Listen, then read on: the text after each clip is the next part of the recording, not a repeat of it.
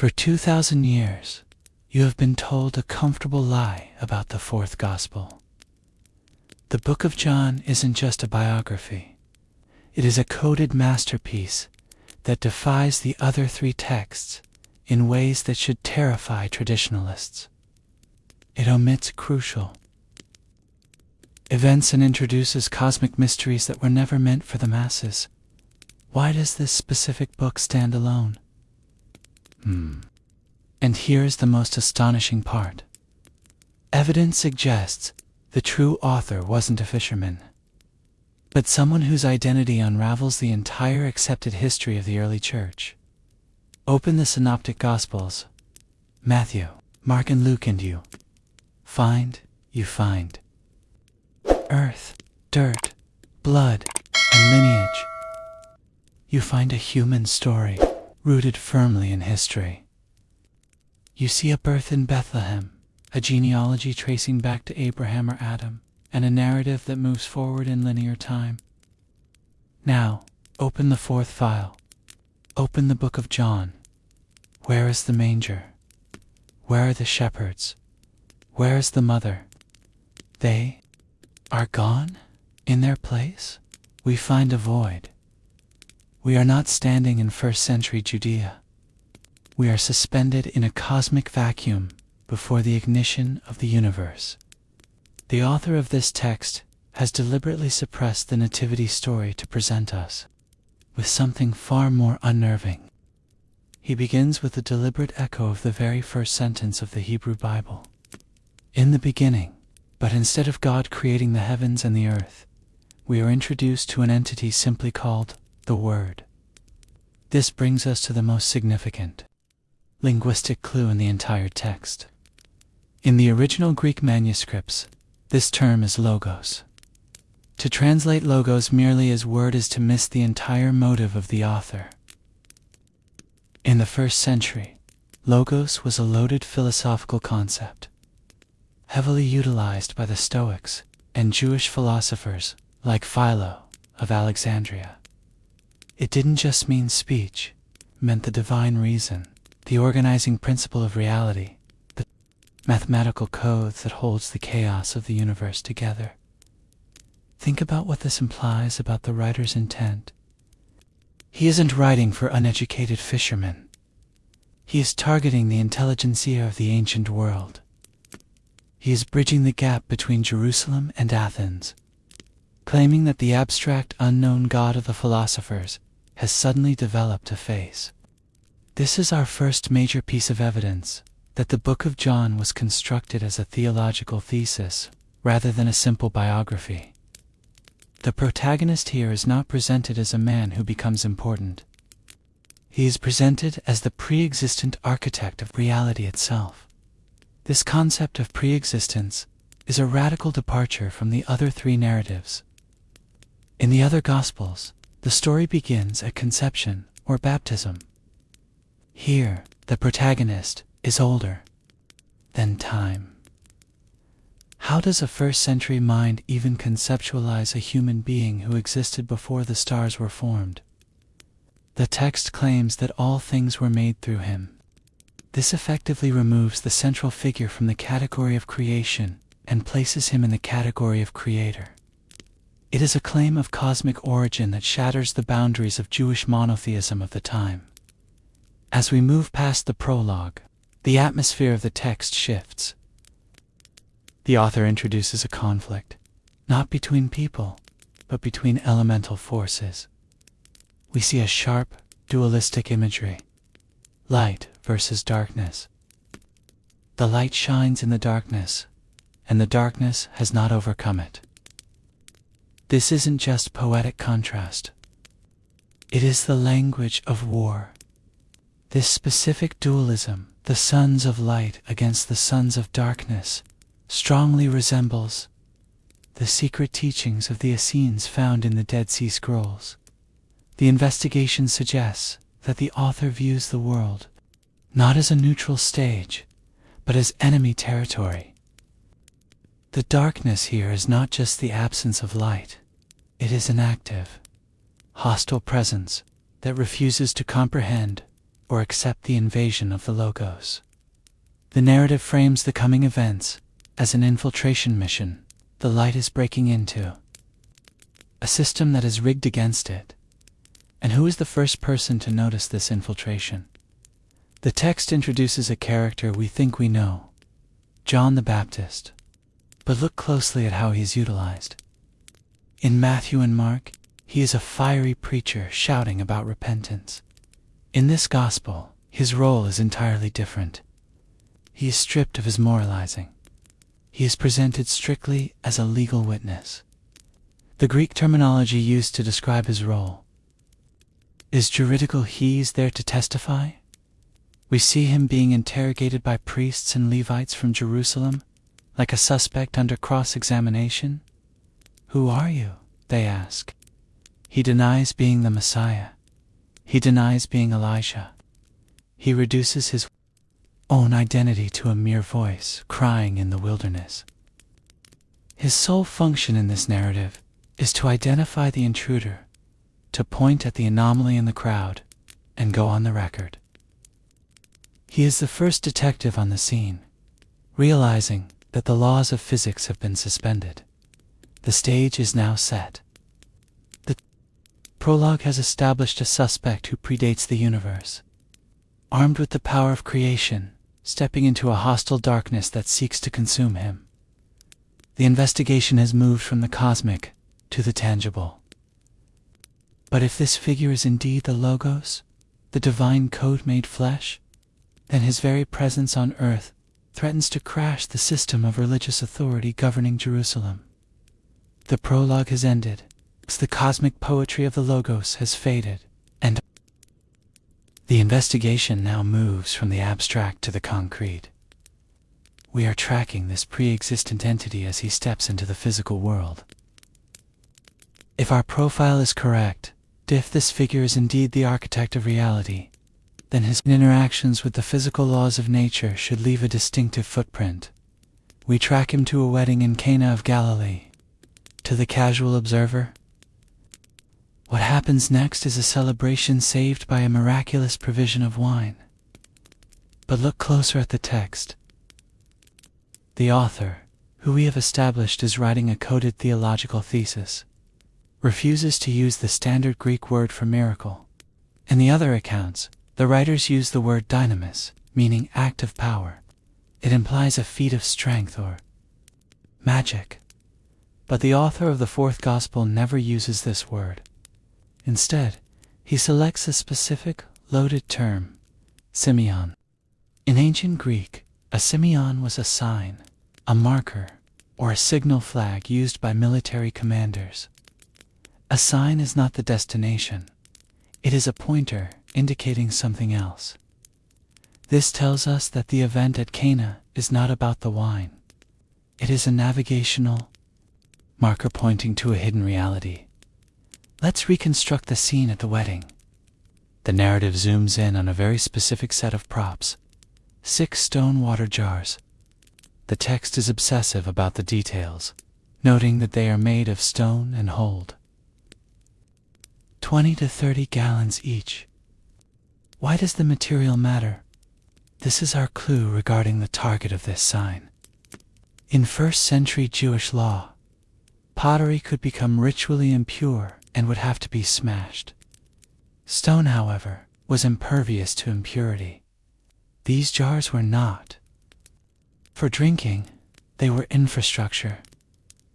They were vessels for the Jewish rites of purification, the system of washing, that allowed people to remain ceremonially clean before God. When the protagonist commands these jars to be filled, he is not just providing a beverage. He is commandeering the machinery of the old religious system. He takes the water of ritual purification, colorless, and focused on external cleaning, and transmutes it into wine. In the ancient world, wine symbolized blood, life, and messianic joy. The sign suggests that the old system of ritual cleansing is obsolete. He is replacing the water of the law with the wine of the new covenant. The sign signals the end of an era. But the investigation uncovers an even larger anomaly immediately following this event. In the other three Gospels, Matthew, Mark, and Luke, the violent cleansing of the temple occurs at the very end of the narrative. It is the catalyst that gets Jesus arrested and executed. It is the finale. However, in the fourth file, the author rips this event out of its chronological sequence and plants it right here. At the beginning, in chapter 2, historians have argued over this for centuries. Is it a mistake? A second cleansing? The investigative view suggests it is a deliberate narrative strategy.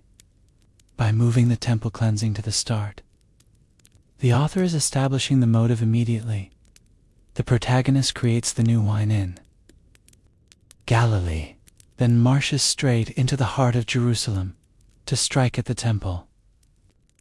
He creates a whip of cords and drives out the bankers and the livestock. When challenged for his authority, he gives a cryptic answer: "Destroy this temple, and in 3 days I will raise it up." The text explicitly notes he was speaking of the temple of his body. This links the two events. First, he replaces the purification jars. Second, he replaces the temple itself. The geography of these signs reveals a calculated pattern. He moves from the domestic sphere of a wedding in the north to the national seat of power in the south. This is not a wandering preacher. This is a systematic dismantling of the status quo. The 7 signs are not random acts of kindness. They are escalating challenges to the authorities. The water-to-wine incident was a quiet signal in a backwater village, but it set the thematic stage. The ritual water is gone. The temple is obsolete. The body of the Logos is now the locus of heaven and earth. The suspect has shown his hand. He claims authority over the physical elements and the spiritual institutions.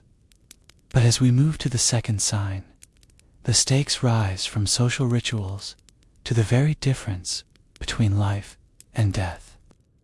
We move now from the cosmic prologue to the dark, narrow streets of the holy city. The sun has set over Jerusalem. The crowds have dispersed. The temple courts are silent. But in the shadows, an operation is underway that will fracture the religious hierarchy of Judea. We are opening the file on a man named Nicodemus. This is not a peasant. This is not a fisherman. He is described as a ruler of the Jews, a member of the Sanhedrin, the supreme council that governs the religious and legal life of the nation. He is the establishment. He is the elite. And yet, we find him skulking through the back alleys of the city, cloak pulled tight, seeking an unauthorized audience with the very man his colleagues identify as a threat. The text is deliberate about the timing. In the Johannine narrative, night is never just a time of day. It is a symbol of spiritual ignorance and danger. But practically speaking, Nicodemus is terrified. He is a man with a reputation to lose. If he is seen consorting with this radical from Nazareth, his career is over. He is the first insider threat to the status quo. A man sensing that the official narrative of the temple is incomplete, he opens the dialogue with flattery, admitting, "We know you are a teacher who has come from God." Note the we. He is admitting that behind closed doors, even the leadership knows something supernatural is happening. But the protagonist, Jesus, immediately cuts the wire. He bypasses the pleasantries and issues a directive that sounds like a riddle. Unless one is born again, he cannot see the kingdom of God. Here the investigation hits a linguistic wall that has confused readers for centuries. We must look at the original Greek. The word Jesus uses is anothen. This is a verbal trap. Nicodemus, thinking with an earthly mindset, hears again. He falls into the trap, asking the absurd question, can a man enter a second time into his mother's womb? He is thinking biologically. He is trying to decode the message using the laws of physics. But Jesus is speaking of the second meaning from above. He is talking about an origin point that is extraterrestrial in nature. He is describing a spiritual download that rewrites the human operating system. The conversation devolves into a clash of worlds. We are witnessing a collision between the best intellect of Jerusalem and the mind of the Logos. Jesus compares the spirit to the wind invisible, unpredictable, uncontrollable. You hear its sound, but you do not know where it comes from or where it goes. For a Pharisee obsessed with laws, boundaries, and definitions, this is terrifying. It is chaos. It implies that the movement of God cannot be tracked, predicted, or regulated by the Sanhedrin. Jesus then reprimands the scholar. You are the teacher of Israel, and yet you do not understand these things. It is an indictment of the entire religious system. They have studied the texts, but they have lost the code to decipher them. Jesus claims that he speaks of what he has seen eyewitness testimony from the heavenly realm. But the earthly intelligence agencies refuse to accept the data. Then, the narrative takes a dark, cryptic turn. To explain his mission, Jesus digs up a disturbing file from the ancient archives of the Torah. He references the bronze serpent in the ancient story. The Israelites were dying from snake bites. Moses was instructed to craft a bronze serpent and lift it up on a pole. Anyone who looked at the image of the curse was healed. Jesus takes this image of poison and death and applies it to himself. As Moses lifted up the serpent in the wilderness, so must the Son of Man be lifted up. This is the first veiled reference to the crucifixion in the Gospel. It is a shocking inversion. The Holy One identifies himself with the serpent, the symbol of sin and judgment. He is telling Nicodemus, in code, that the Messiah will not conquer Rome with a sword. He will be hoisted up like a cursed object to neutralize the toxin infecting humanity. It is a mystery Nicodemus likely could not process in the moment, but the investigation doesn't end that night. The Nicodemus files are scattered throughout the rest of the dossier. We track this operative's evolution. In chapter 7, we spot him again, trying to use legal procedure to defend Jesus against the council, asking, does our law judge a man without first giving him a hearing? He is shouted down, ridiculed by his peers. The seed planted in the night is growing. Finally, we see him at the very end. After the execution, when the disciples have fled in terror, Nicodemus emerges from the shadows. He brings a mixture of myrrh and aloes, about 100 pounds weight a burial, fit for a king. He has gone from a secret admirer in the dark to a man publicly claiming the body of a state criminal. The secret interview in the night didn't just confuse the ruler of the Jews. It slowly, methodically dismantled his allegiance to the world below, preparing him for the dangerous reality of the world above. We follow the trail of the protagonist south, leaving the familiar Orthodox jurisdiction of Judea and crossing into the hostile Badlands of Samaria. This is not a casual detour. To the first century Jewish mind, this region was a crime scene of hysteria territory, corrupted by foreign bloodlines and heretical worship. The rift between Jews and Samaritans was centuries deep, a cold war fueled by blood feuds and violent disputes over the true location of God's temple. Any respectable traveler would walk miles out of their way to bypass this contamination zone. Yet, our subject walks straight into the center of the conflict. He arrives at Jacob's well. The timestamp is critical evidence. The The 6th hour, high noon. The sun is at its zenith, beating down on the dust. In the ancient Near East, the well is the social hub, but only in the cool of the morning or evening. To be at the well at noon is to admit social death. It implies shame. It signals a person who must avoid the eyes of the community. Enter the Samaritan woman. She is alone, exposed, and vulnerable. The stage is set for a collision that violates every known social protocol of the era. A Jewish rabbi speaking to a woman in public was already a taboo. Speaking to a Samaritan woman was a violation of ritual purity laws.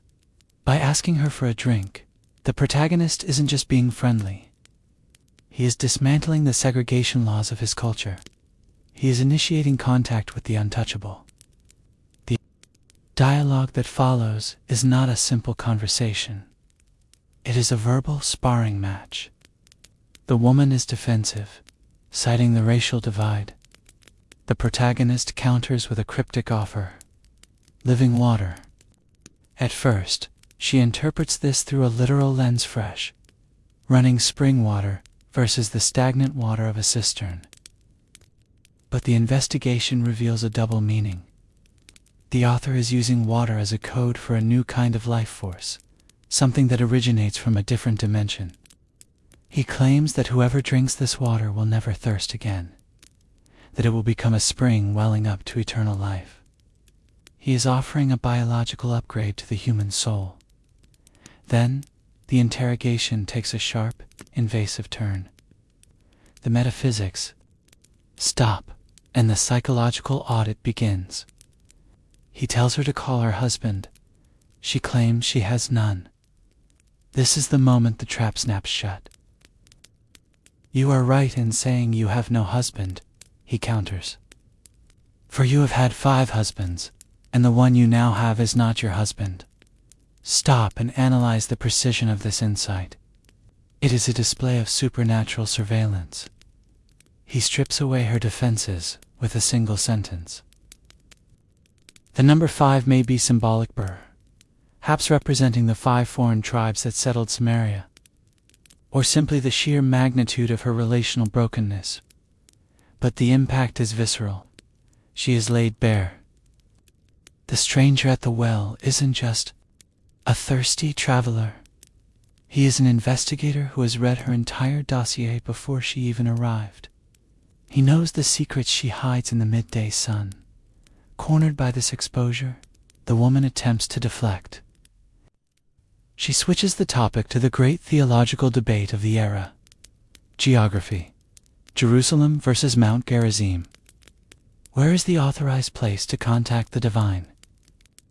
She tries to retreat into religious arguments to hide her personal shame. The protagonist's response destroys the entire geopolitical landscape of ancient religion. He declares that the physical coordinates no longer matter. "The hour is coming," he announces, "when neither on this mountain nor in Jerusalem will you worship the Father." This is the breaking of the code. He introduces a new frequency of connection. Worship in spirit and truth. He is effectively decommissioning the temple in Jerusalem before the Romans even arrived to destroy it. He is claiming that the hardware of stone and mortar is obsolete. The software of connection is now internal. The location of God is no longer a GPS coordinate. It is a state of being. The aftermath of this encounter provides the most ironic twist. In the early chapters of our investigation, who becomes the first person in this gospel to openly proclaim the identity of the Messiah? Not a disciple, not a high priest, but a marginalized Samaritan woman with a scandalous track record. She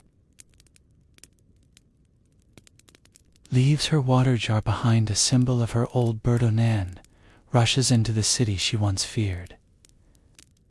She tells them, "Come see a man who told me all that I ever did." The town mobilizes. They stream out to meet him. This narrative arc proves that the Logos has not come merely to reform Judaism, but to infiltrate and redeem the other. He has crossed the forbidden line, engaged the enemy, and turned a social outcast into the first sleeper agent for the kingdom of light.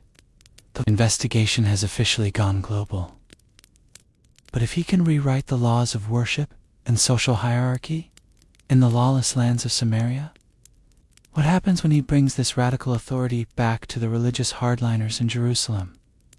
The investigation now shifts to the wilderness, a remote sector near the Sea of Galilee. We find a scene that looks less like a sermon and more like a logistical crisis. The files indicate a crowd of 5,000 men, not counting women and children.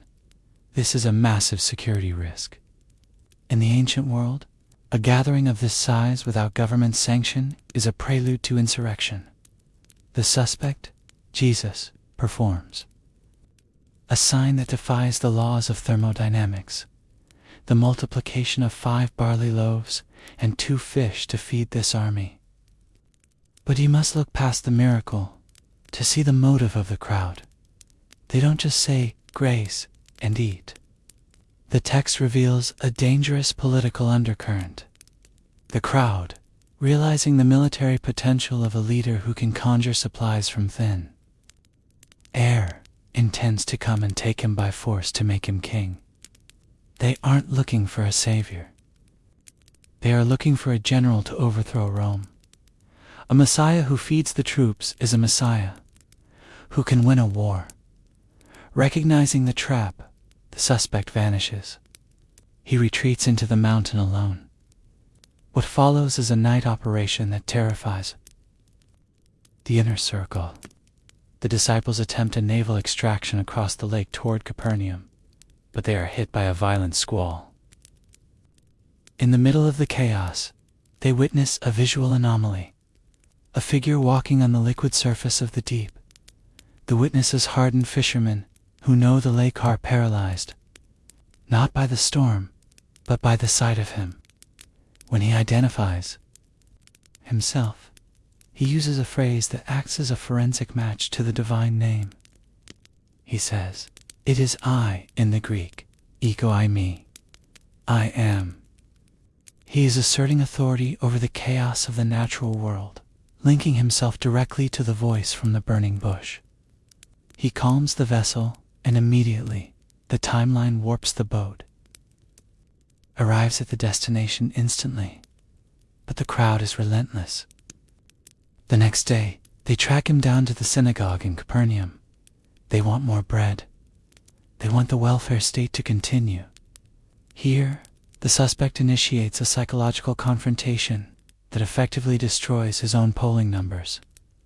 He pivots from the physical bread to the ancient cold case of the Exodus. He reminds them of the manna. Their ancestors ate in the wilderness and died. He claims to be the true bread from heaven. He isn't offering a metaphor. He is offering himself. He tells them, "I am the living bread." At this point, the religious authorities begin to murmur. They know the implications. He is claiming to supersede Moses. He is claiming a celestial origin. Then, he drops the statement that acts as a jagged filter for his followers. He says, "The bread that I will give for the life of the world is my flesh." The listeners are baffled. How can this man give us his flesh to eat? They ask. Instead of softening the rhetoric, he doubles down. He issues a mandate that sounds indistinguishable from madness. "Unless you eat the flesh of the Son of Man and drink his blood, you have no life in you." To a first-century Jewish audience, the consumption of blood was strictly forbidden by Levitical law. It was an abomination. It sounded like ritual cannibalism. This was a public relations suicide. He is deliberately making the message offensive to weed out the casual observers. He is drawing a line in the sand between those who want free lunch and those who can stomach the reality of the incarnation. The result is a mass exodus. The text tells us that many of his disciples turned back and no longer walked with him. The megachurch empties out. The political revolutionaries, disgusted and confused, abandon the cause. The suspect is left with only the core 12. He turns to them with a haunting question. Do you want to go away as well? This is the pivotal moment. The investigation hangs by a thread. But Simon Peter, acting as the spokesman, delivers a confession born of desperation rather than clarity. Lord, to whom shall we go? You have the words of eternal life. They are terrified, they are confused, and they likely do not understand the theology of eating flesh. But they have seen too much evidence to walk away now. They know he is the Holy One of God. The bread of life discourse ends not with a banquet, but with a purge. The crowds are gone. The suspect has isolated his true operatives. But even within this tightened circle, the text whispers a dark warning. One of them is a devil, and the betrayal is already in motion. We have arrived at the final, and perhaps most elusive, layer of our investigation. Throughout this dossier, we have analyzed the cosmic scope, the rebellious geography, and the coded conversations. But every investigation eventually demands we verify the source. Who is the informant? In a standard police report or historical chronicle, the witness identifies themselves immediately to establish credibility. But here, the author is a ghost.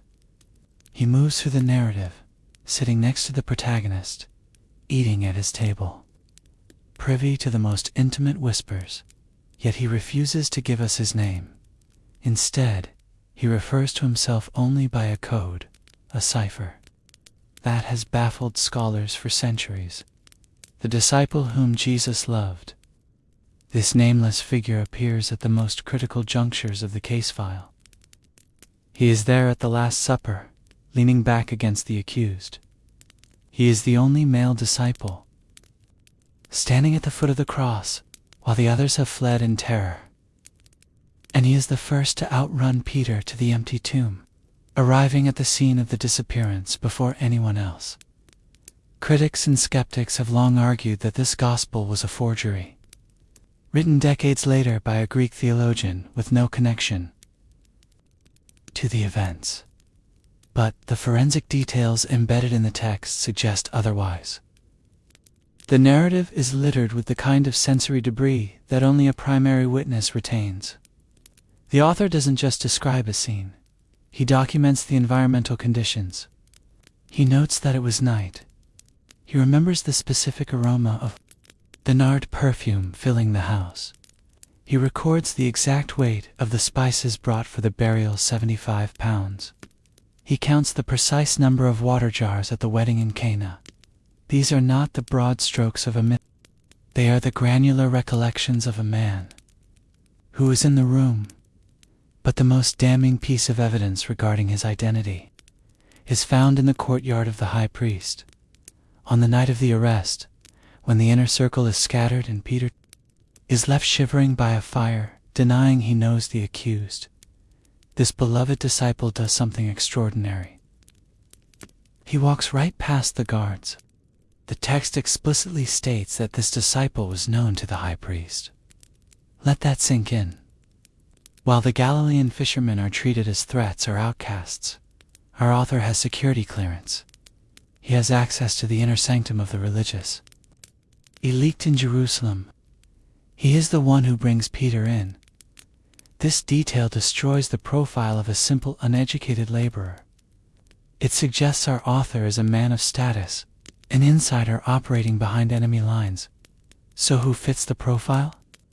Tradition has lazily pointed to John, the son of Zebedee, one of the 12. It is the safe answer. But does a fisherman from the rural north have personal connections with the high priest of Jerusalem? Does a manual laborer write the most complex, philosophical Greek text in the New Testament? Let's expand the suspect list and look at the evidence. There is a compelling shadowed theory that points to a different man, Lazarus.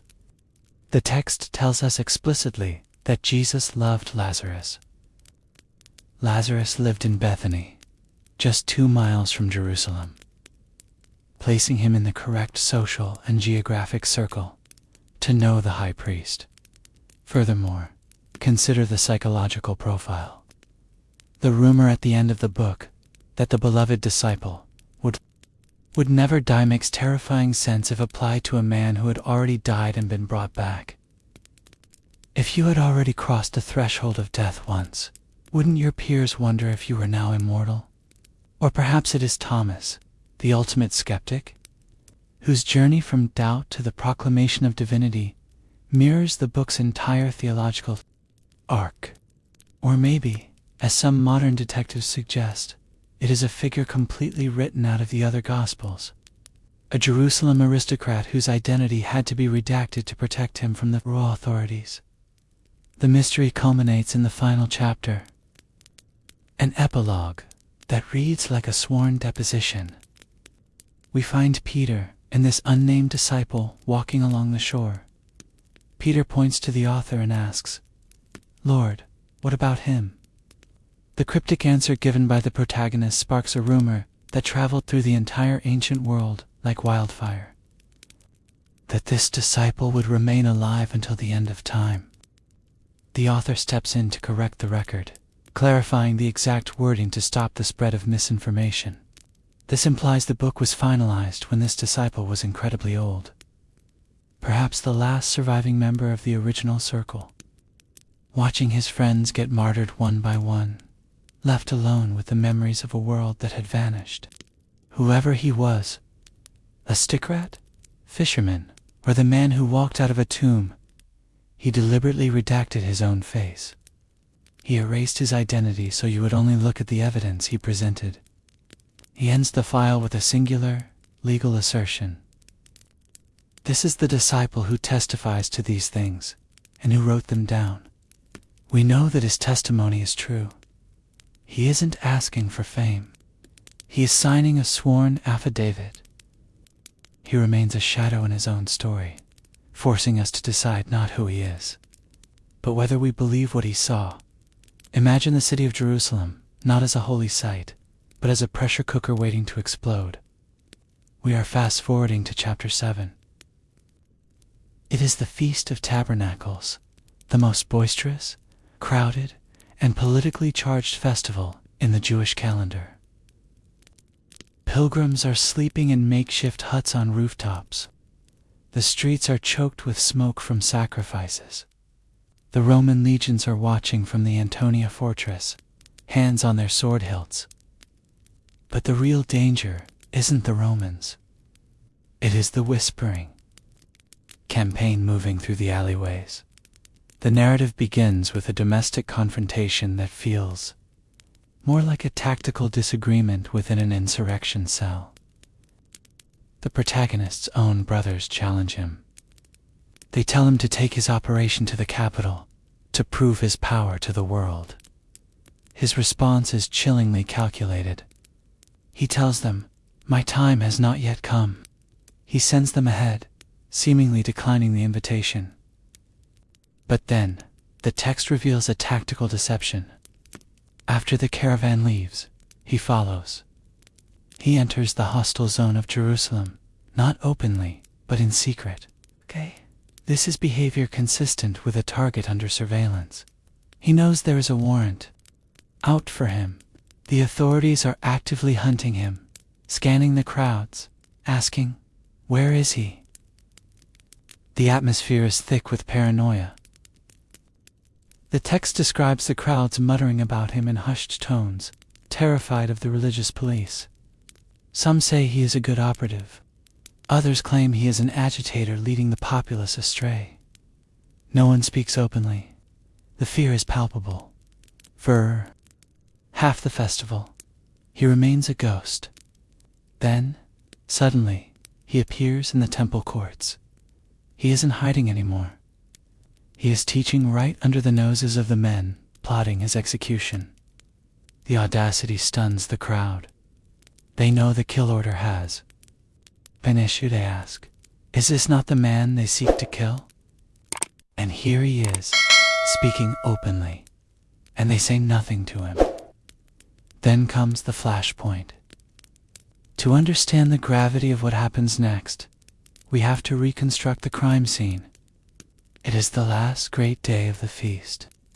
For 7 days, the high priest has led a procession to the pool of Siloam, filled a golden pitcher with water, and carried it back to the altar to pour it out. It is a desperate plea for rain, for life, for the salvation of the nation. The crowd is fixated on this water. At the exact moment of this ritual climax, while the water is likely flowing, the protagonist breaks protocol. He stands up and shouts. He doesn't offer a prayer. He offers himself. If anyone thirsts, let him come to me and drink. He is effectively hijacking the most sacred ritual of the festival to declare himself the source of the nation's life. He claims that out of his heart will flow rivers of living water. He is telling them the ritual is obsolete because the reality has arrived. This is not just heresy to the listeners. It is a declaration of replacement. The reaction is immediate chaos. The crowd splinters. And here we hit a critical snag in the investigation, a case of mistaken identity that the author ironically highlights. That people begin to profile him based on his public file. They know the prophecies. The Messiah must come from the seed of David, from the town of Bethlehem, but their intelligence is faulty. They look at his current address, Galiond, conclude he cannot be the one. The crowd rejects him because they think he is a Galilean, unaware of the Bethlehem origin story we know from other records. They are arguing over geography while standing in front of the logos. The skepticism is rooted in incomplete data. Search and see. They argue that no prophet arises from Galilee. Meanwhile, the chief priests play their hand. They have dispatched the temple guards officers trained to keep the peace and arrest troublemakers to neutralize him. The officers approach the target. They have the weapons. They have the authority. But they return to the council empty-handed when the furious priests demand an explanation, asking, why did you not bring him? The guards offer a baffling defense. They don't claim he resisted. They don't claim the crowd protected him. They simply say, no man ever spoke like this man. Imagine the scene. Hardened law enforcement officers, paralyzed not by force, but by the frequency of his voice. The investigation has now breached the inner sanctum of the Sanhedrin. The infection is spreading. Nicodemus, the man who visited by night, tries to use procedural law to slow the madness, asking for a fair hearing, but he is shouted down. The council is no longer interested in truth. They are interested in containment. The shadow war has gone public, and the whispers in the street have turned into a scream that will eventually tear the city apart. The Feast of Tabernacles was meant to bring unity, but the arrival of the Logos has brought a sword. The system is beginning to fracture, and the darkness is gathering its strength for a counterattack. We are now opening one of the most detailed case files in the entire Johannine dossier. Up until this point, the conflict has been rhetorical arguments in the temple, debates over lineage and law. But in the 9th chapter, the investigation shifts from abstract theology to a tangible, physical crime scene. The protagonist stands before a man born blind and makes his most audacious claim yet. As long as I am in the world, I am the light of the world. Then he proceeds to prove it, not with a wave of his hand, but with a method so visceral and strange that it demands forensic analysis. Picture the scene. The suspect does not simply command the man's eyes to open.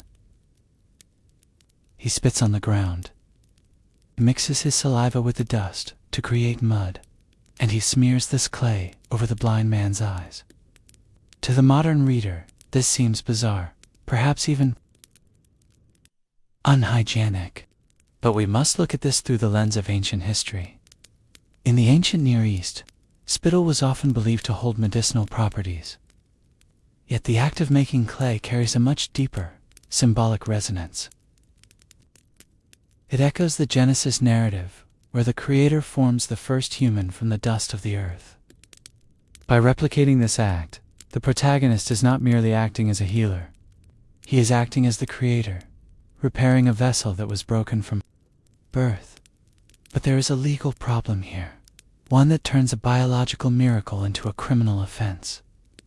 He performs this act on the Sabbath, under the strict interpretation of the law at the time. Kneading clay constituted work. By making mud, the protagonist wasn't just healing, he was manufacturing. This detail is not accidental. It is a calculated provocation. He is deliberately setting a trap for the religious authorities, forcing them to choose between their ritual laws and the undeniable evidence of a miracle. The narrative immediately shifts into the structure of a legal, procedural. The neighbors are confused. The man is brought to the Pharisees, the self-appointed guardians of the law. What follows is not a celebration of sight restored, but a rigorous, hostile interrogation. The authorities are not looking for the truth. They are looking for a loophole. They cannot deny the event, so they attack the character of the healer. This man is not from God, they argue, because he does not keep the Sabbath. The investigation expands. The authorities summon the man's parents. This scene offers a chilling glimpse into the social dynamics of the time. The parents are terrified. They are placed under immense pressure to discredit their own son, or the man who healed him. Watch how they deflect the questioning. They admit he is their son, and they admit he was born blind, but they refuse to say how he sees. He is of age. Ask him, they plead. Why this evasion? The text gives us the motive explicitly. The parents feared the Jewish leaders, for they had already decided that anyone who acknowledged the Messiah would be put out of the synagogue. This is a critical piece of historical evidence. It suggests that at the time this gospel was written, a formal separation on expulsion was already taking place. The threat was not just religious, it was social death. To be put out meant being cut off from the economic and communal life of the village. The parents choose survival over truth. So, the prosecutors drag the formerly blind man back. For a second cross-examination, they try to coerce him into denouncing his healer. Give glory to God, they demand. Using a formal oath formula, effectively meaning swear to tell the truth, followed by the assertion, we know this man is a sinner. But the beggar, the outcast, refuses to be admitted. He delivers one of the most devastating lines of testimony in the entire text. He refuses to debate theology or law. He stands solely on empirical evidence. Whether he is a sinner or not, I do not know. One thing I do know, I was blind, but now I see. Here lies the supreme irony of this section. The highly educated experts who claim to possess the light of the law are revealed to be utterly blind to the reality standing before them. Meanwhile, the uneducated beggar, born in total darkness, is the only one who sees the truth. The trial concludes with a verdict, but not against the healer. The verdict falls on the judges. The man is cast out, excommunicated, for his refusal to lie. He loses his place in society, but the narrative tells us he gains something far greater. The protagonist finds him outside the temple walls, in the wilderness of rejection.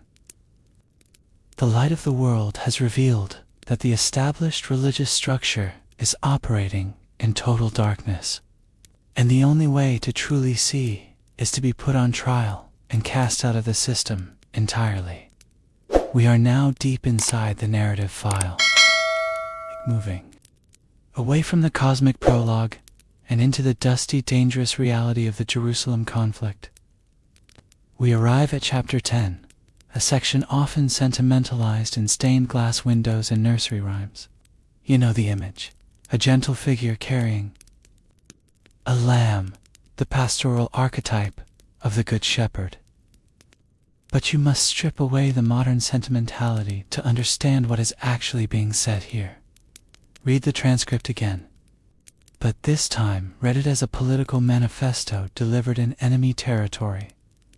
The author is using a coded language known as the Mishela Dark, riddle-like figure of speech intended to conceal meaning from outsiders while revealing it to the initiated.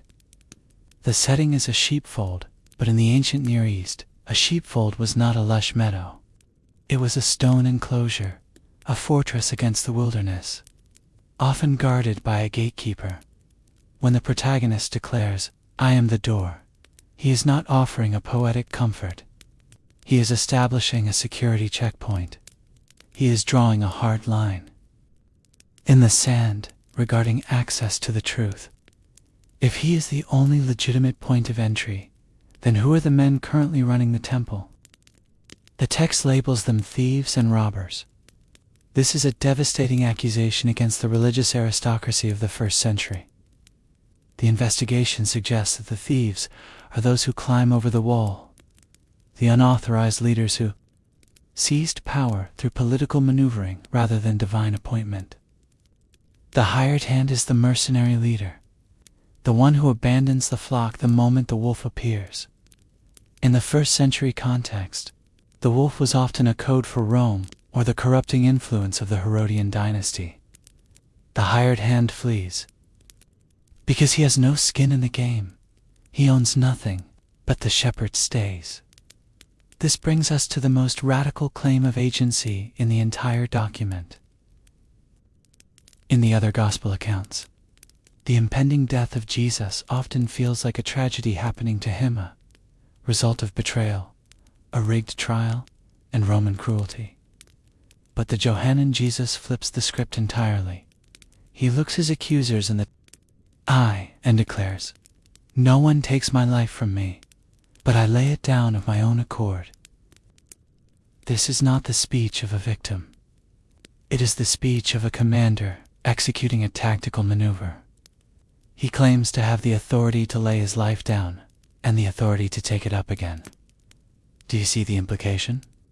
He is asserting total control over his own biological existence, reinforcing the prologue's claim that he is the architect of life itself. The scene then cuts abruptly. The timeline jumps.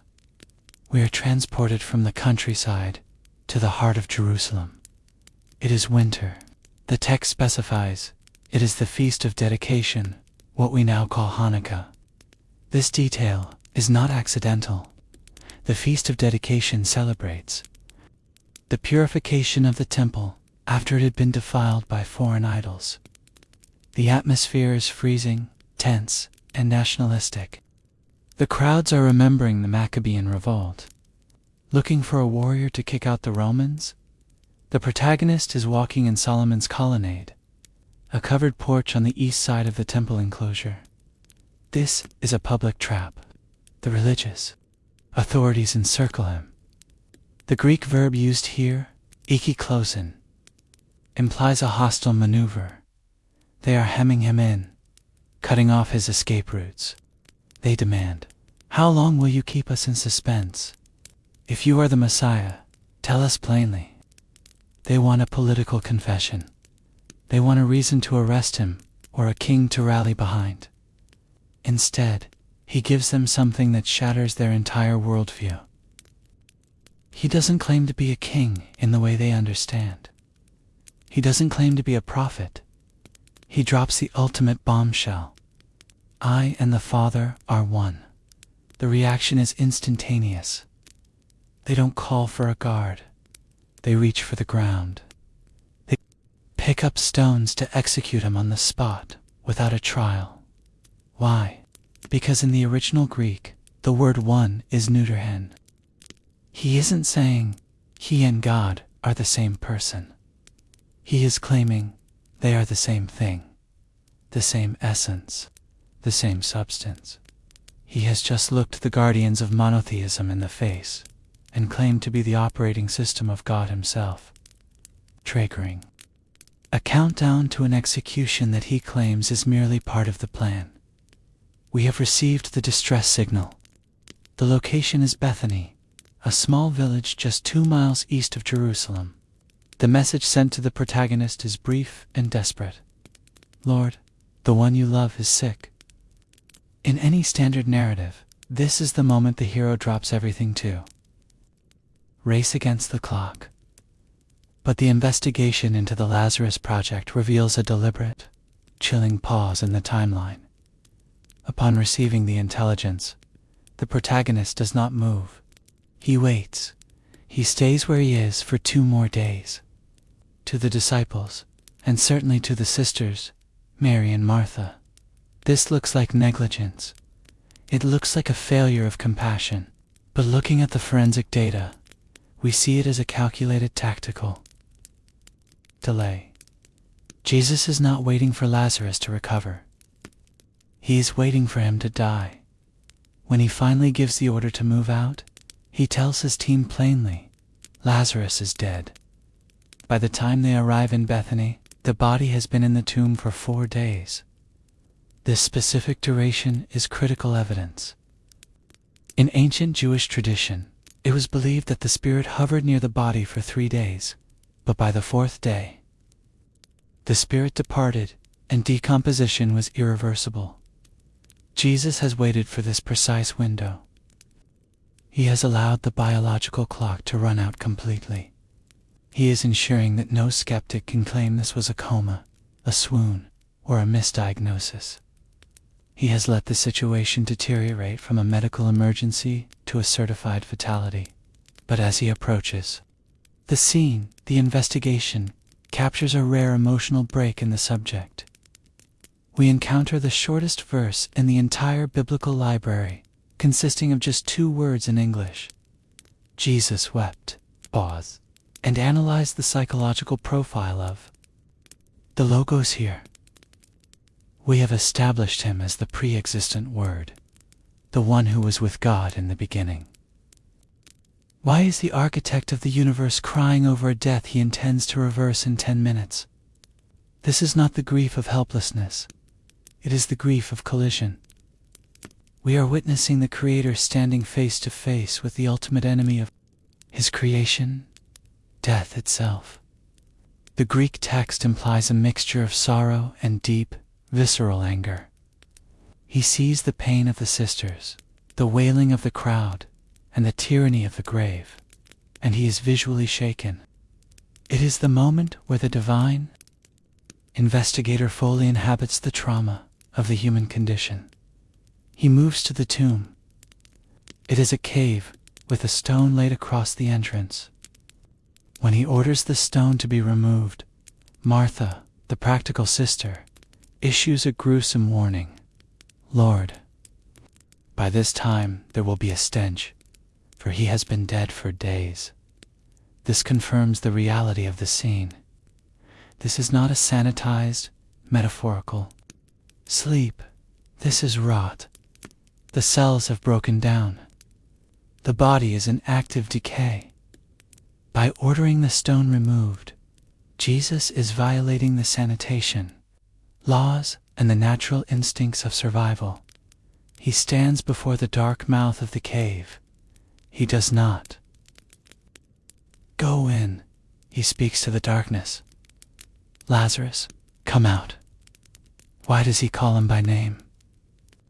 The ancient theologians speculated that if he had simply commanded come out, the power of the Logos was so potent that every grave in Judea would have emptied. He targets the specific frequency of one man's soul. What happens next defies the laws of thermodynamics. Entropy is reversed.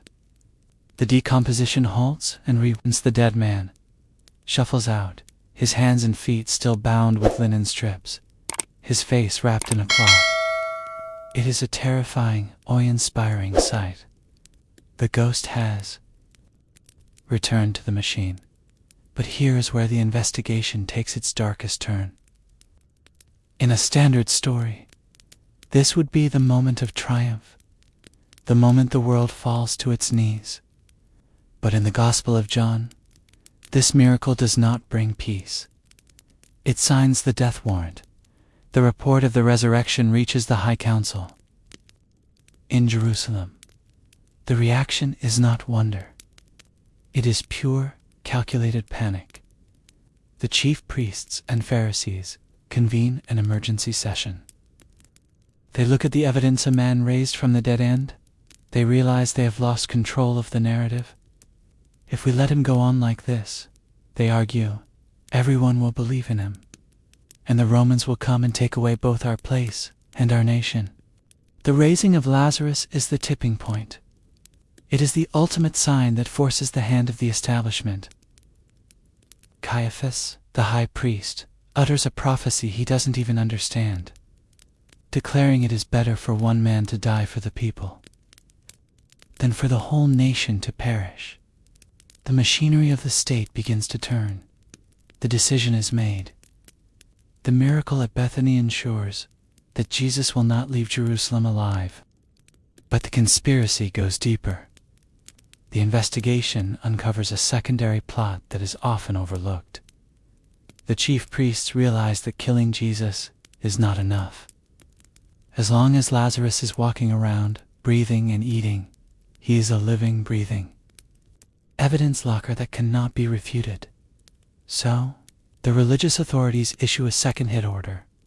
They make plans to kill Lazarus as well, hoping that by destroying the evidence of life, they can maintain their grip on a kingdom of death. The public phase of the investigation is closed. The signs have been performed, the crowds have been confronted, and the death threats from the Sanhedrin have reached a fever pitch. We now move from the open streets of Jerusalem to a secure, undisclosed location within the city walls. This is the upper room, but do not mistake this for a sentimental farewell dinner. This is the final operational briefing. The doors are locked. The world outside is hostile. And inside, the protagonist is about to issue a set of classified instructions that will form the operating manual for a secret society that will outlast the Roman Empire. The evening begins with a shock that disrupts the entire social hierarchy of the room.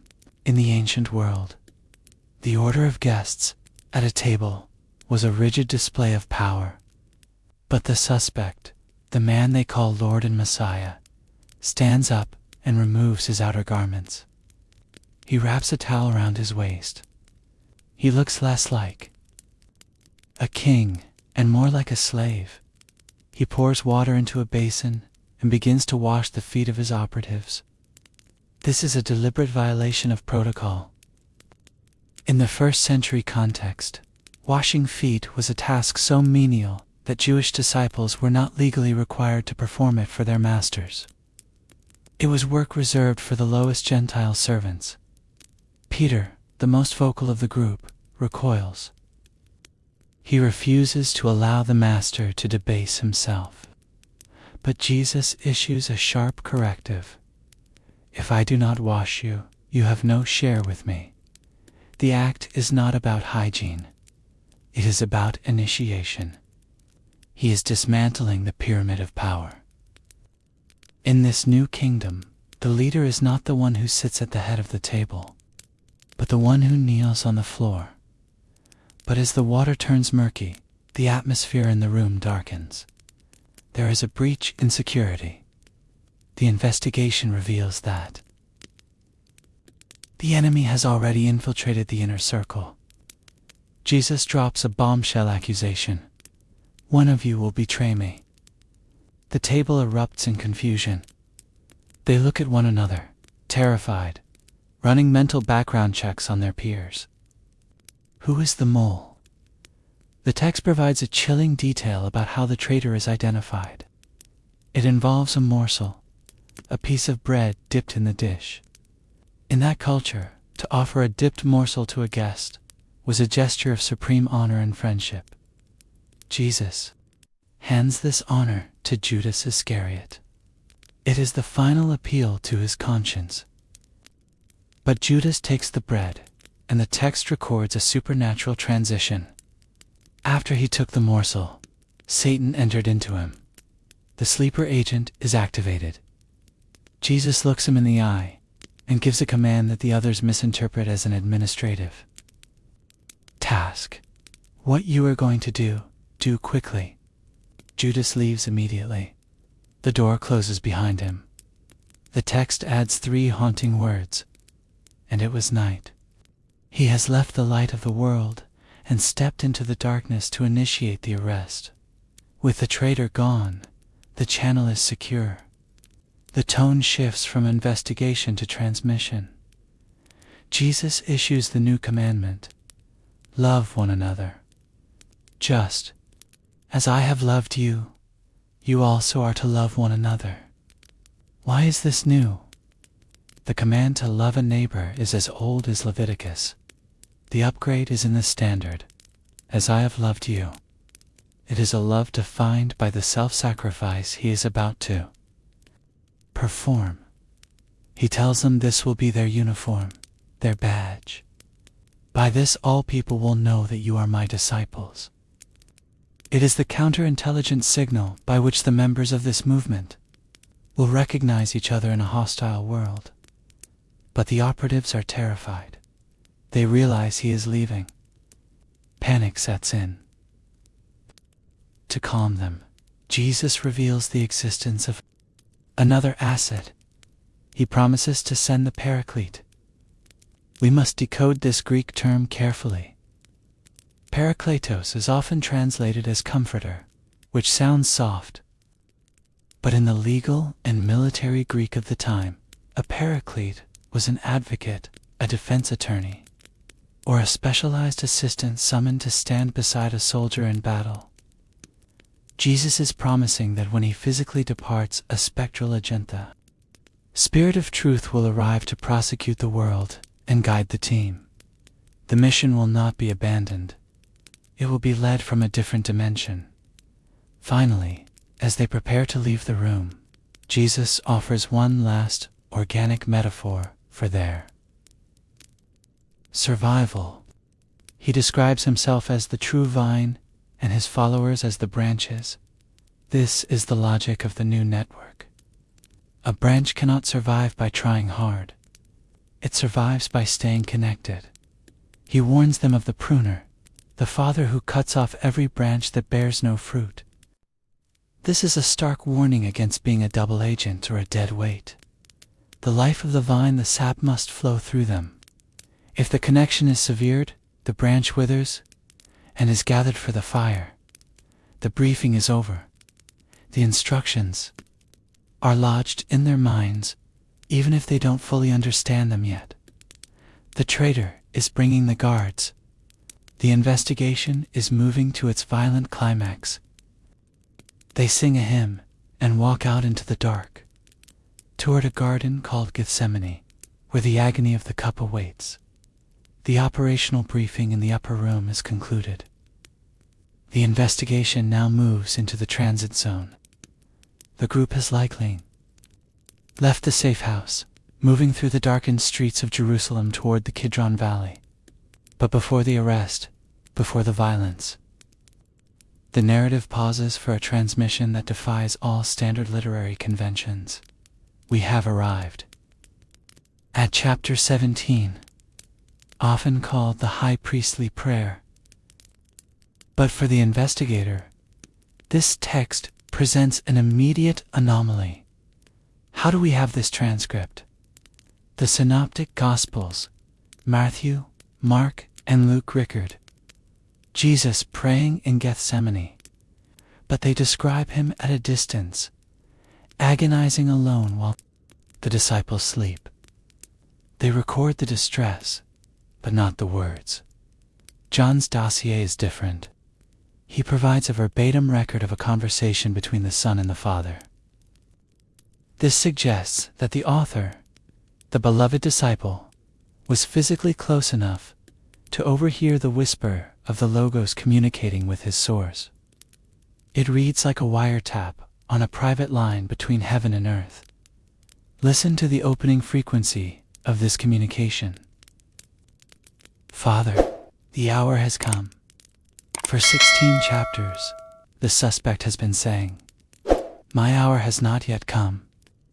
He has dodged arrests, slipped through crowds, and evaded stoning because the timeline wasn't right. Now, the clock has hit 0. But notice what he asks for. He does not ask for a sword. He does not ask for rescue. He asks for glory. Glorify me in your own presence, with the glory that I had with you before the world existed. This sentence acts as a forensic match to the very first sentence of the Gospel. In section 2, we established that the Logos was in the beginning. Now, facing death, the suspect is confirming that profile. He is not a human martyr hoping for a reward. He is a pre-existent entity asking to return to his original state. He claims to possess a glory that predates the formation of the stars, the planets, and time itself. He is effectively checking out of the hotel of earthly existence and asking for his keys back to the celestial throne room, but the transmission shifts. He turns his attention from the cosmic to the tactical. He begins to pray for his operatives, the men standing around him in the dark. He draws a sharp, terrifying distinction. I am praying for them. I am not praying for the world. This sounds harsh to modern ears, but from a strategic standpoint, it is crucial. He is securing his assets. He acknowledges that he is leaving, but they must stay. He is deploying them behind enemy lines. He outlines the parameters of their mission. They are not of the world, just as I am not of the world. Yet, he explicitly asks the Father, I do not ask that you take them out of the world, but that you keep them from the evil one. This is the language of deep cover agents. They are to remain in the hostile territory, embedded within the culture, yet completely alien to its operating system. They are not to withdraw into a monastery. They are to stand in the center of the chaos without being contaminated by it. But how does a human survive that kind of pressure? The suspect provides the defense mechanism. Sanctify them in the truth. Your word is truth. In the Greek, sanctified means to set apart for a specific, holy use. He is asking for a protective seal to be placed over their minds. He is equipping them with truth, not as a philosophy, but as a weapon against the deception of the evil one, the spiritual intelligence governing the darkness around them. Then, the prayer uncovers the ultimate goal of the mission, and it is a mystery that has baffled theologians for centuries. He prays that they may all be one. Do not mistake this for a plea for simple friendship or organizational cooperation. He qualifies it, just as you, Father, are in me and I in you. He is describing a metaphysical fusion. He is asking that his followers be bound together with the same indestructible structural integrity that holds the Trinity together. This unity is the final piece of evidence he leaves for the world. He states that this supernatural bond will be the proof that his mission was real, so that the world may believe that you have sent me. The credibility of the entire operation rests on whether these fractured, tearful men can become a single organism. The prayer concludes with a declaration of intent. I made known to them your name, and I will continue to make it known. The transmission ends. The channel closes. The spiritual armor has been issued. The investigation now shifts from the metaphysical to the visceral. The words of the prayer fade into the night air, replaced by the sound of crunching gravel and distant shouting. The group crosses the brook, Kidron, and enters a garden on the side of the Mount of Olives. The preparation is over. The hour he spoke of has arrived. Across the valley, the flicker of torches is moving closer, and among the approaching soldiers is a face the disciples recognize. The one who ate the bread and let the darkness in. The investigation has reached its critical phase. We enter the Garden of Gethsemane. But if you are cross-referencing this with the other case files, Matthew, Mark, and Luke, you will notice a startling omission. There is no agony here. There is no sweating of blood. There is no plea to let the cup pass. Why does the author of the fourth gospel redact the suffering? Because, consistent with his thesis, the Logos is not a victim. He is a commander on a mission. When the lantern-bearing troops arrive, guided by the traitor, Jesus steps forward to intercept them. "Whom do you seek?" he asks. They answer, "Jesus of Nazareth." His response is a detonation of power. He says, "I am." In the Greek, ego eimi, this is the divine name. The impact is physical. The narrative states that the detachment of soldiers, armed, trained Roman killers, drew back and fell to the ground. This is not an arrest. It is a surrender negotiated by the target. He ensures his operatives are released before he allows himself to be taken. He is orchestrating his own capture. We move from the garden to the governor's headquarters. The trial before Pontius Pilate is not a standard legal proceeding. It is a philosophical interrogation. The prisoner and the prefect stand face to face, representing two opposing worlds. Pilate holds the power of Rome's sword. Jesus holds the power of the Logos, the truth. When asked if he is a king, the suspect admits it, but adds a caveat that confuses the Roman official. "My kingdom is not of this world," analyze the intelligence here. If his kingdom were terrestrial, his servants would be fighting, but there is no insurgency. His kingdom operates on a frequency Rome cannot jam. Pilate, frustrated by a suspect who doesn't beg for his life, asks the question that has echoed through history. What is truth? It is the ultimate irony. The Roman governor asks about the nature of reality while staring directly into the face of the absolute. Yet he is too blind to see it. He finds no guilt in the man, yet he yields to the mob. The truth is sentenced to die. The scene shifts to Golgotha. The execution is brutal, but the investigator must look past the blood to the forensic details the author highlights. For soldiers are gambling for the victim's clothes.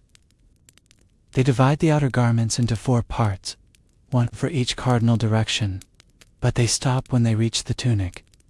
The text specifies it was seamless, woven in one piece from top to bottom. Why does the narrative pause for this tailoring detail? This is a coded clue, pointing to the identity of the condemned. In Jewish law, the high priest's robe was woven in one piece, seamless, so it would not tear. By refusing to rip the fabric, the executioners are unwittingly preserving the vestments of the true high priest. Even as he is stripped of his dignity, the symbols of his office remain intact. While the soldiers gamble, a different drama unfolds near the cross. The investigation notes that the beloved disciple, our mysterious author, is standing there with Mary, the mother of Jesus. In his final moments, the Logos does not issue a political manifesto. He reorganizes the structure of the human family. He says to his mother, "Woman, behold your son," and to the disciple, "Behold your mother." In this exchange, he dissolves the biological bonds of the old world and establishes the new community. the disciple takes her into his own home. The church is born not in a boardroom, but in the shadow of an execution. Finally, the end comes, but it is not a gasp of defeat. The protagonist cries out one single word in Greek, tidlesti. It is finished. This is an accounting term. It means the debt is paid in full. The transaction is complete. He bows his head and, the text notes, gave up his spirit. He releases his life. It is not taken from him. The authorities want to speed up the process. They break the legs of the two criminals to induce asphyxiation, but when they come to Jesus, he is already dead. To verify the fatality, a soldier thrusts a spear into his side. Medical experts suggest the flow of blood and water indicates a ruptured heart or pericardial effusion. But for the investigator of John's Gospel, the biological cause is secondary to the symbolic evidence. The water represents the Spirit. The blood represents the Eucharist. Even in death, his body acts as the new temple, the source of the living. Water, he promised the Samaritan woman. The sun sets. The body is taken down. The grain of wheat has fallen into the earth and died, just as he predicted. The enemies of the light believe they have extinguished the threat. They have sealed the tomb. They have set a guard. But they have made a catastrophic miscalculation. They have trapped the author of life inside a grave, unaware that he is about to rewrite the ending. The investigation has reached its flashpoint. The darkness of the Sabbath has passed, and we are now in the early hours of the first day of the week. The sun has not yet risen. The city is silent. But the perimeter of the garden tomb has been breached. We begin with the first person to arrive at the scene of the disappearance. It is not Peter. It is not a high-ranking official. It is Mary Magdalene, a woman with a troubled past, from whom 7 demons had been cast out. Consider the legal implications of this specific witness. If the disciples were fabricating a myth to sell to the Jewish world, choosing Mary as the primary witness would be a catastrophic error. In first-century Jewish courts, the testimony of a woman was considered inadmissible and held no legal weight. To invent a story where a woman is the sole initial observer would be self-sabotage. The fact that the file records her presence is a strong indicator of historical authenticity. The author is not presenting what is convenient. He is reporting what happened. She finds the stone removed from the entrance. She does not assume a resurrection. She assumes a crime. She runs back to the safe house with a frantic report. They have taken the Lord out of the tomb, and we do not know where they have laid him. What follows is one of the most vividly human moments in the dossier, a foot race. Peter and the beloved disciple, our narrator, immediately mobilize. They are running toward the gravesite. The text specifically notes that the beloved disciple runs faster than Peter and arrives first. Why include such a trivial detail in a theological document? Because it is the memory of an old man who never forgot the day he outran his friend. It is a signature of eyewitness reality. The beloved disciple arrives and stoops to look in. He sees the linen wrappings lying there, but he hesitates to enter. Peter, true to his psychological profile, and bold, arrives. Seconds later, and barges straight into the tomb. Inside, they find a crime scene that defies the logic of grave robbery. If thieves had stolen the body, they would have taken it wrapped in the linens to keep it together. Or they would have stripped the expensive spices and left the cloths in a chaotic pile. But the scene here is orderly. The linen wrappings are lying flat, like a deflated cocoon. But the key piece of forensic evidence is the face cloth. The text notes it was not lying with the linen wrappings, but rolled up in a place by itself.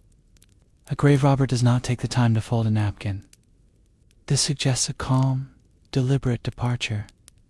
It signals that the occupant did not escape in a panic. He woke up, tidied his sleeping quarters, and left. The text tells us the beloved disciple saw this specific arrangement and believed. The empty shell of the burial clothes convinced him that the physics of death had been overridden. The men returned to their homes, confused. But Mary remains at the tomb, weeping. She looks inside and sees two angelic figures, but her grief blinds her to the supernatural. She turns around and sees a man standing there.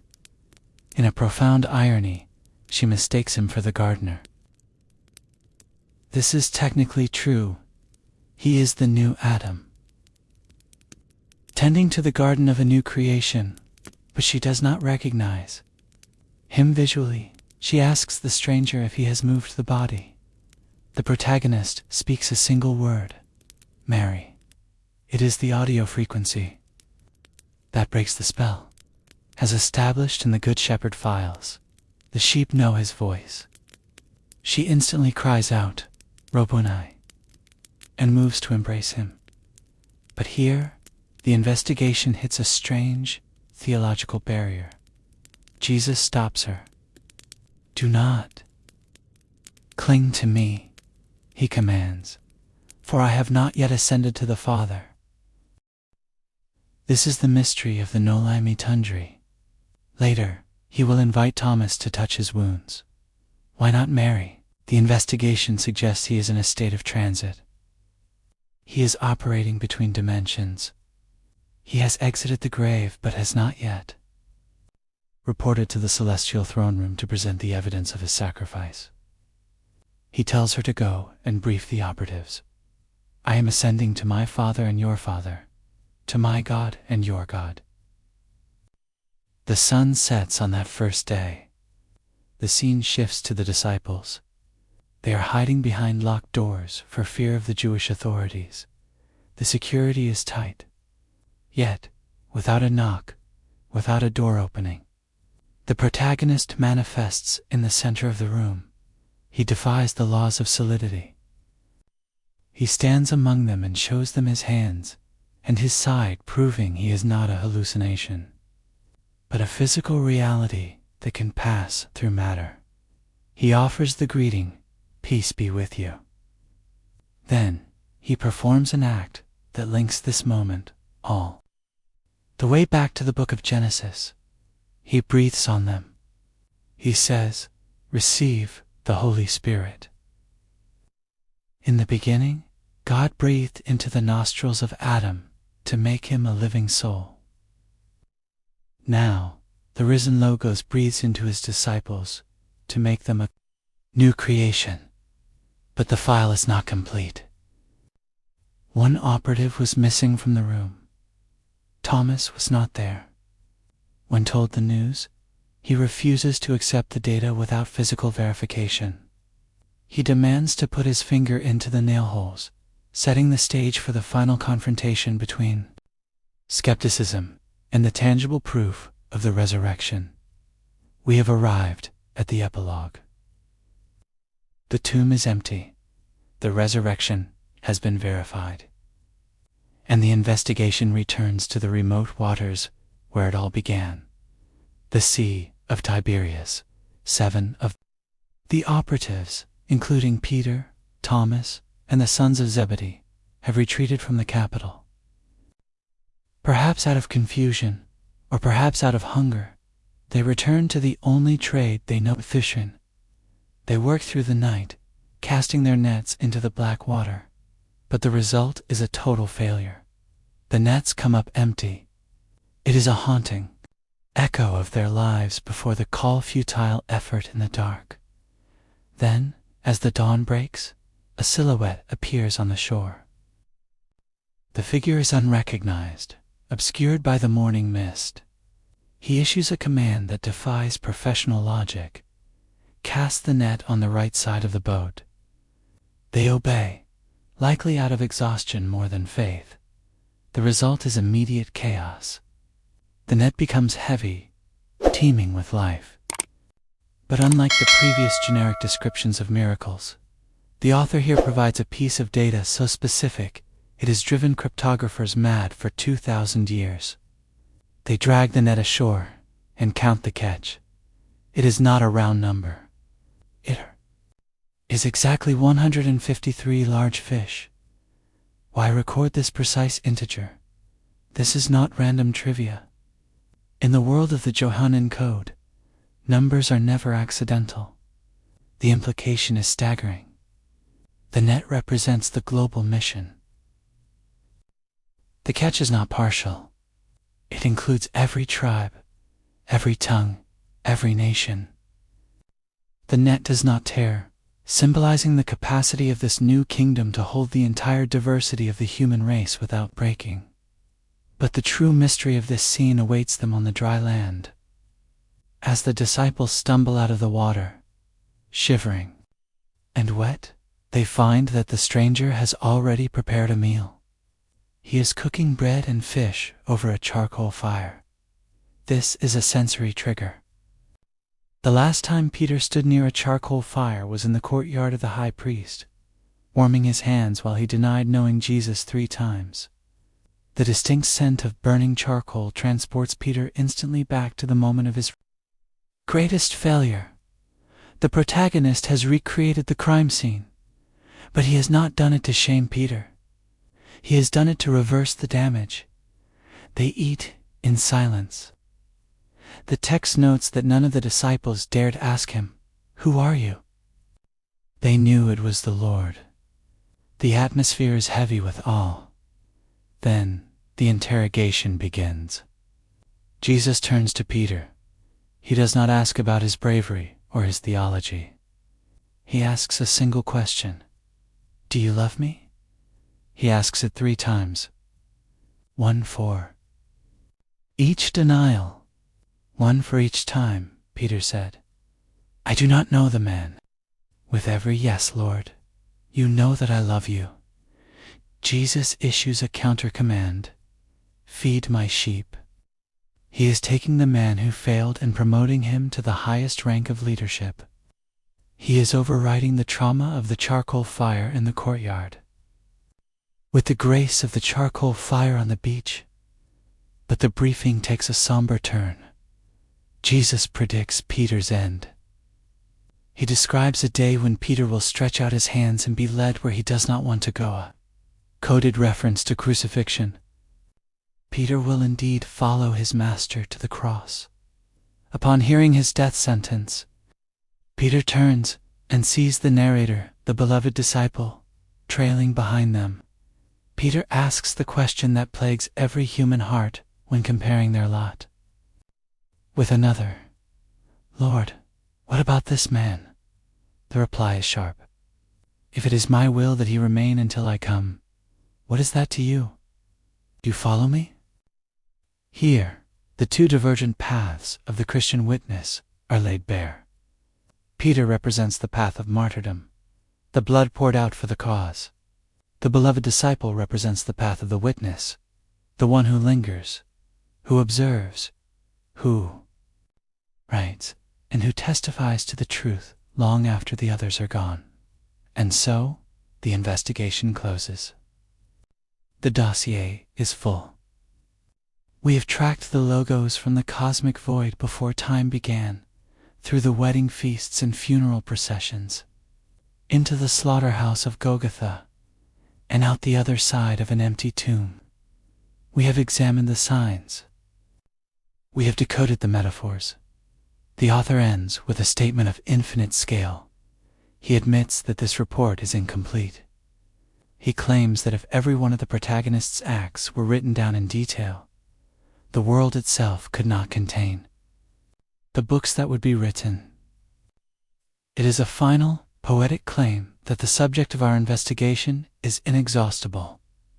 The file on the Son of God can never be closed because the reality of who he is exceeds the bandwidth of human language. The evidence has been presented. The witnesses have testified. The question now turns away from the ancient text and looks you directly in the eye. The investigation is over, but the verdict is yours.